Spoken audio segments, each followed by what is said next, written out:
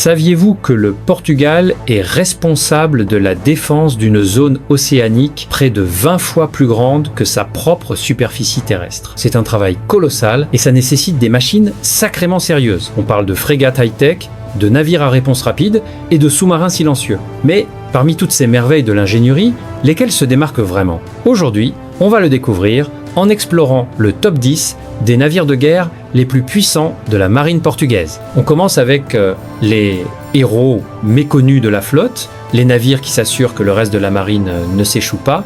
Je parle de la classe Andromeda. Bon, ces navires ne sont peu, être pas hérissés de missiles, mais dans le monde de la guerre navale, l'information est tout aussi mortelle qu'une torpille. Ces navires hydrographiques sont les yeux de la flotte, cartographiant les fonds marins pour assurer un passage sûr aux plus grosses bêtes dont on parlera plus tard. Construit là-bas au Portugal à l'arsenal do Alfeite, l'Andromeda et sa sœur l'Auriga sont compacts mais vitaux. Ils représentent un héritage de construction navale locale dont les Portugais sont plutôt fiers et à juste titre. Avec un peu plus de 30 et 1 mètre de long, ce ne sont pas des géants, mais leur travail est massif. Ils utilisent des sonars avancés pour visualiser les fonds marins, trouvant les dangers qui pourraient couler une frégate d'1 milliard de dollars. Imaginez essayer de conduire un char les yeux bandés, c'est ce que la marine ferait sans ces gars. Ils déplacent environ 245 tonnes, ce qui est assez petit pour pénétrer dans des zones côtières étroites, mais assez stable pour gérer la houle de l'Atlantique. Propulsés par des moteurs diesel, ils naviguent à environ 12 nœuds, soit environ 22 km/h, ce qui est parfait pour un balayage lent et méthodique. Ils sont légèrement armés, généralement juste avec des armes légères pour l'autodéfense, parce que leur arme, ce sont les données. C'est un cas classique de cerveau contre force brute, même s'ils ne gagneraient peu, être pas une fusillade, la flotte ne peut littéralement pas bouger sans eux. On monte en taille, mais on reste dans le domaine de la guerre scientifique, avec la classe Dom Carlos Ier. Si la classe Andromeda, ce sont les yeux près de la côte, ces gros bras sont les télescopes spatiaux profonds de l'océan. Le navire principal, le Dom Carlos Ier, et sa sœur, l'almirante Gago Coutinho, sont de véritables bêtes de somme. Ce qui est vraiment intéressant ici, c'est leur histoire. Ils n'ont pas été construits à l'origine pour le Portugal, c'était des navires de classe Stalwart pour la United States Navy. C'est exact. Ces navires ont servi des deux côtés de l'Atlantique, sont beaucoup plus lourds, déplaçant environ 2300 tonnes, ce qui leur permet de rester en mer pendant des périodes beaucoup plus longues sans avoir besoin de ravitaillement.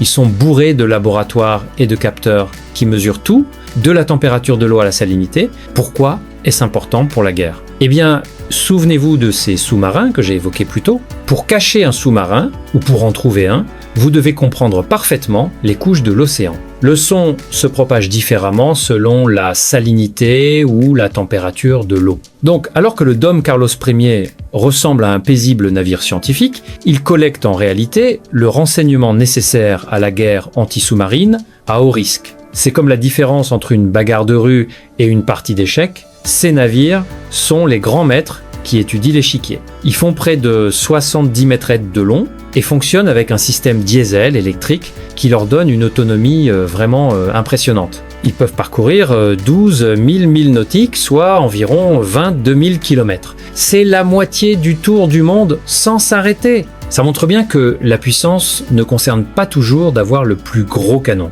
Parfois, c'est d'avoir la plus grande portée et les meilleurs capteurs. En parlant d'endurance, si vous appréciez cette plongée profonde dans la stratégie navale, allez-y et écrasez ce bouton j'aime. Ça aide l'algorithme à trouver d'autres passionnés de marine comme nous. Maintenant, accélérons un peu le rythme. La science, c'est génial, mais parfois vous avez juste besoin de vitesse et d'agilité pour attraper les méchants. Voici la classe Argos. Ce sont les voitures de police de la mer. Et elles sont absolument implacables. Quand vous avez une côte aussi accidentée et fréquentée que celle du Portugal, plus toutes ces îles, vous avez besoin de quelque chose qui peut se précipiter rapidement pour intercepter les trafiquants de drogue, les pêcheurs illégaux, ou gérer des missions de recherche et de sauvetage. Les patrouilleurs de classe Argos ont été conçus exactement pour cet environnement à rythme élevé. Il y en a en fait de l'eau, mais ils partagent tous le même ADN. Léger, rapide et percutant. On parle de navires d'environ 27 mètres de long avec une coque en aluminium, Pourquoi l'aluminium? Parce que c'est léger, ce qui signifie que ces engins peuvent voler sur l'eau. Ils peuvent atteindre des vitesses de près de 26 nœuds, soit presque 50 km/h. Ça ne semble peu être pas une vitesse supersonique, mais sur les vagues agitées de l'Atlantique, on a l'impression d'être dans une voiture de rallye. Ils sont armés de mitrailleuses légères, typiquement des Browning de 12-7 mm, qui sont plus que suffisantes pour persuader un contrebandier d'arrêter ses moteurs. Ce qui les rend puissants, c'est leur nombre et leur polyvalence. Vous verrez ces navires partout, de l'Algarve aux îles reculées. Ils opèrent avec un petit équipage, généralement moins de 10 marins, ce qui crée une dynamique d'équipe très soudée. Tout le monde à bord doit savoir ce qu'il fait. C'est un travail sous haute pression car ils sont souvent les premiers intervenants lors de toute crise en mer. La classe Argos prouve que vous n'avez pas besoin d'être un destroyer massif pour être efficace. En fait, pour le travail quotidien de sécurisation des frontières maritimes, un destroyer massif est inutile. Vous avez besoin de quelque chose qui peut tourner sur un sou et poursuivre un hors-bord. C'est comme comparer une masse à un scalpel. Parfois, vous avez besoin du scalpel. Cette attention portée aux eaux littorales ou côtières est une énorme partie de la doctrine navale portugaise. Ils connaissent leur terrain mieux que quiconque et l'Argos est le chien de garde qui ne dort jamais. Faisons un bond en arrière dans le temps pour apprécier un peu d'ingénierie navale classique qui sert encore avec distinction. On parle des corvettes de classe Batista de Andrade. Ces navires sont la définition du old school cool. Construits dans les années 70, ils ont une silhouette qui crie puissance navale de l'époque de la guerre froide. À l'époque, c'était des chasseurs lourdement armés, équipés de torpilles et conçus pour combattre d'autres navires et sous-marins. Au fil des ans, leur profil de mission s'est davantage orienté vers la patrouille hauturière, mais ne vous y trompez pas, ils peuvent encore mordre. Ils sont nettement plus grands que les patrouilleurs dont on vient de parler, mesurant environ 85 mètres de long et déplaçant environ 1400 tonnes. Cette taille leur donne la capacité de tenir la mer pour gérer les tempêtes atlantiques violentes qui feraient rebondir un plus petit bateau comme un jouet. La caractéristique la plus frappante quand vous regardez un navire Batista de Andrade, c'est ce gros canon de 100 mm à l'avant. À une époque où tout le monde se tourne vers les missiles, il y a quelque chose d'indéniablement intimidant dans un canon massif pointé vers vous. Il envoie un message très clair. Il transporte également des canons anti-aériens de 40 mm, ce qui leur donne une apparence très distincte et hérissée. Bien qu'ils aient retiré une partie de l'équipement anti-sous-marin lourd et les torpilles pour économiser sur la maintenance et s'aligner avec leur tâche actuelle de patrouille, la simple présence de ces navires agit comme un moyen de dissuasion. Ils sont comme les boxeurs vétérans de la flotte, être pas aussi rapides qu'avant, mais ils ont un coup lourd et beaucoup d'expérience. Ils ont servi le Portugal à travers d'énormes changements politiques et sociaux, participant à des missions dans d'anciennes colonies et patrouillant la vaste zone économique exclusive. Il y a un certain romantisme avec ces vieux moteurs diesel et l'odeur de graisse et de sel qu'on n'obtient tout simplement pas avec les navires informatisés modernes. En parlant de remplacer l'ancien par le nouveau, parlons d'une acquisition très intelligente de la marine portugaise, la classe Tejo. Voilà une histoire fascinante de recyclage bien fait. Ces navires n'ont pas été construits au Portugal, ils ont en fait été achetés au Danemark. Dans la marine danoise, ils étaient connus sous le nom de classe Flyvefisken et ils étaient célèbres pour un concept appelé Standflex. C'est un système modulaire où vous pouvez littéralement échanger des conteneurs d'équipement pour changer le rôle du navire, comme des briques Lego pour navires de guerre. Vous pourriez transformer un patrouilleur en navire lance-missile juste en échangeant un module. Quand le Portugal les a achetés, ils les ont adaptés spécifiquement pour les tâches de patrouille côtière afin de remplacer les navires plus anciens comme ceux dont on vient de parler. Les navires de classe Tejo font environ 54 mètres de long et déplacent 450 tonnes. Ils sont construits en utilisant des matériaux composites avancés, spécifiquement une structure sandwich en fibre de verre, ce qui les rend non magnétiques. Pourquoi est-ce cool ? Parce que les mines marines sont souvent déclenchées par des champs magnétiques. Être non magnétique rend ces navires beaucoup plus sûrs dans les eaux hostiles. Ils sont également rapides, capables d'atteindre 30 nœuds, soit environ 55 km par heure. Le Portugal les a modernisés de manière extensive après l'achat, mettant à jour leur équipement de navigation et de communication aux normes OTAN. Ils sont armés de mitrailleuses lourdes et ont la capacité d'en avoir plus si nécessaire. La beauté de la classe Tejo, c'est l'efficacité. Au lieu de passer des années et des milliards à concevoir une nouvelle coque de zéro, le Portugal a pris une plateforme éprouvée et high-tech et lui a donné une seconde vie. C'est un coup brillant pour une marine qui doit équilibrer un budget serré avec une capacité élevée. Ces navires opèrent principalement autour des îles de Madère et des Açores, protégeant les pêcheries et affirmant la souveraineté. Ça montre vraiment qu'être puissant ne concerne pas seulement la force brute, c'est aussi être intelligent avec ses ressources.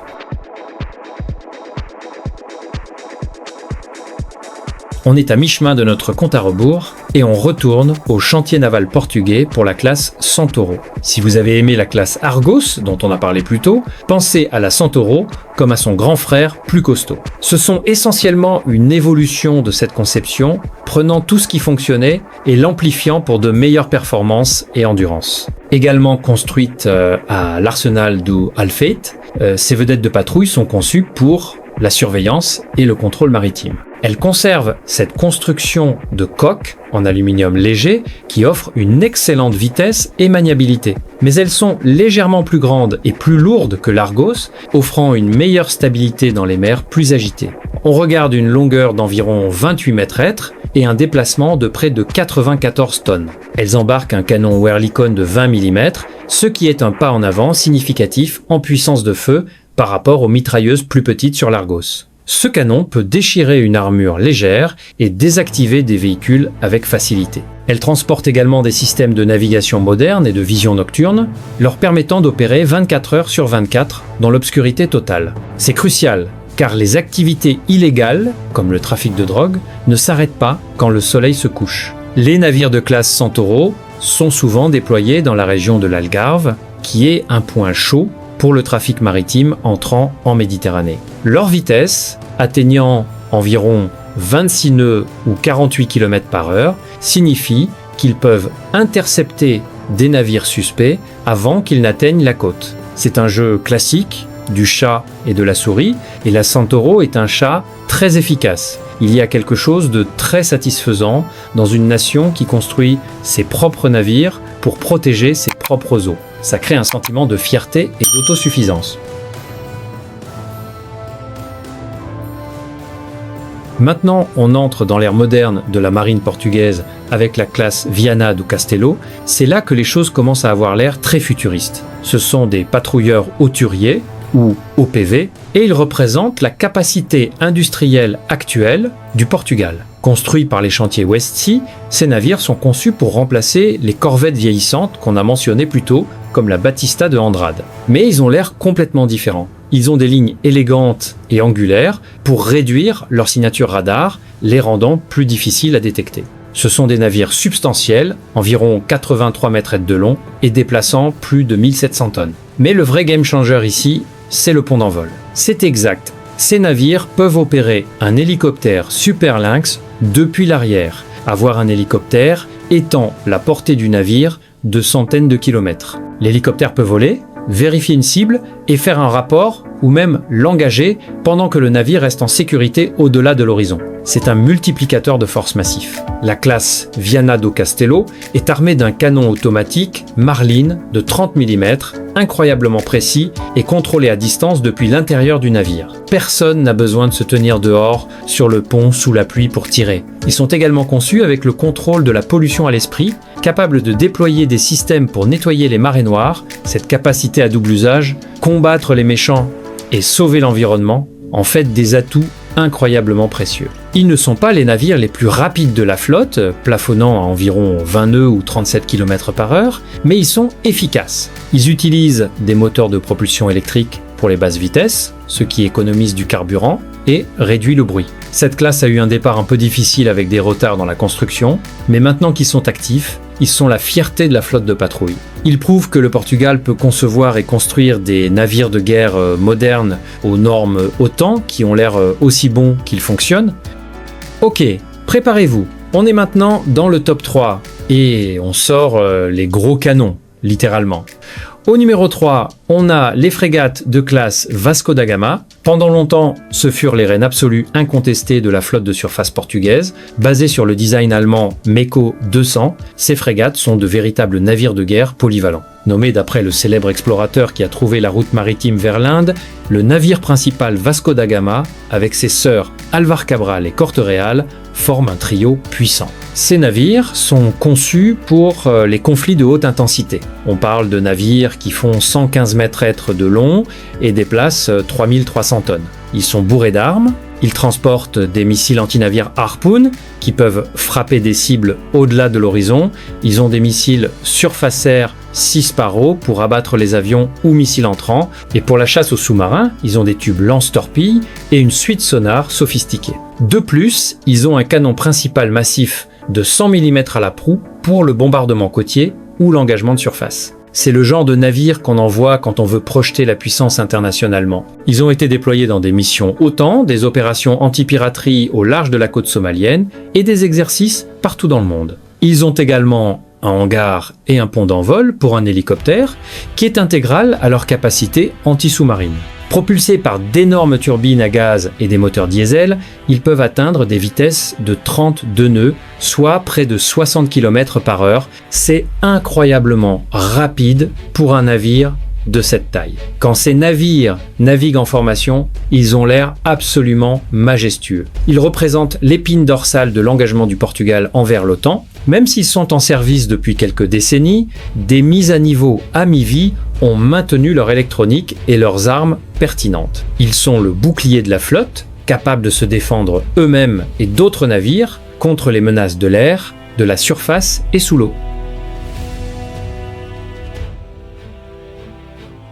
Arrivant au numéro 2, dépassant de peu la classe Vasco da Gama, il y a la classe Bartolomeu Dias. Ce sont les frégates les plus récentes de l'inventaire portugais, acquises des Pays-Bas où elles étaient connues sous le nom de classe Karel Doorman. Pourquoi sont-elles plus haut sur la liste ? Ça se résume à la modernisation et à la furtivité. Ces navires, le Bartolomeu Dias et le Dom Francisco de Almeida, sont légèrement plus compacts mais incroyablement denses en technologie. Ils font environ 122 mètres de long et déplacent environ 3300 tonnes, similaires au Vasco da Gama, mais leur conception incorpore plus de caractéristiques furtives pour réduire leur section radar. Les angles de la coque sont conçus pour dévier les ondes radar, faisant apparaître le navire beaucoup plus petit au capteur ennemi. En termes d'armement, ce sont des bêtes absolues. Ils transportent les missiles Harpoon pour les cibles de surface et le 6 Sparrow pour la défense aérienne, tout comme leurs cousins. Mais ils disposent également du Goalkeeper CIWS. Ça signifie Close-in Weapon System. C'est essentiellement une mitrailleuse Gatling géante qui tire des milliers de coups par minute pour détruire les missiles entrants à la toute dernière seconde. Ça fait un bruit bourdonnant terrifiant quand ça tire, comme une tronçonneuse géante déchirant le ciel. Ces frégates sont également optimisées pour le silence, ce qui en fait d'excellents chasseurs de sous-marins. Leurs moteurs sont montés sur des amortisseurs spéciaux pour empêcher les vibrations de voyager dans l'eau. Dans le monde de la guerre navale, si vous êtes silencieux, vous survivez. Ces navires ont été intégrés de manière transparente dans la marine portugaise et servent de fer de lance pour les opérations de surface. Ce sont souvent ceux choisis pour diriger des groupes de tâches ou participer aux exercices OTAN les plus sensibles. La transition de la marine néerlandaise à la marine portugaise s'est déroulée sans accroc et ils se sont révélés fiables, mortels et sophistiqués.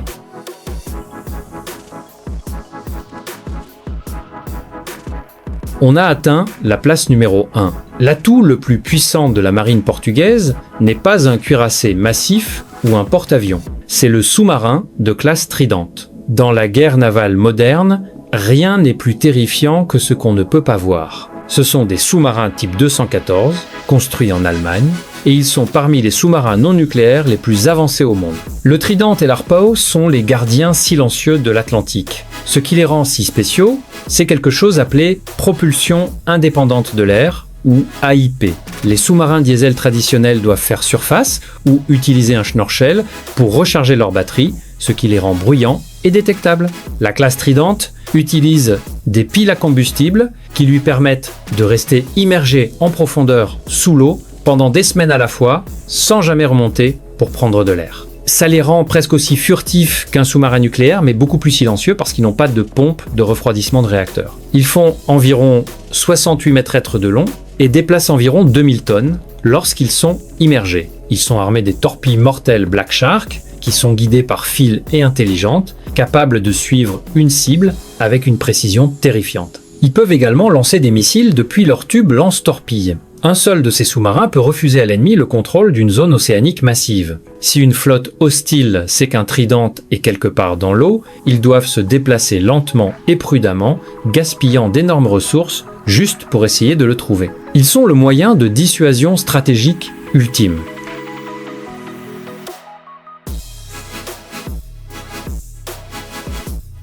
Et voilà les amis, c'était les 10 meilleurs navires de guerre de la marine portugaise.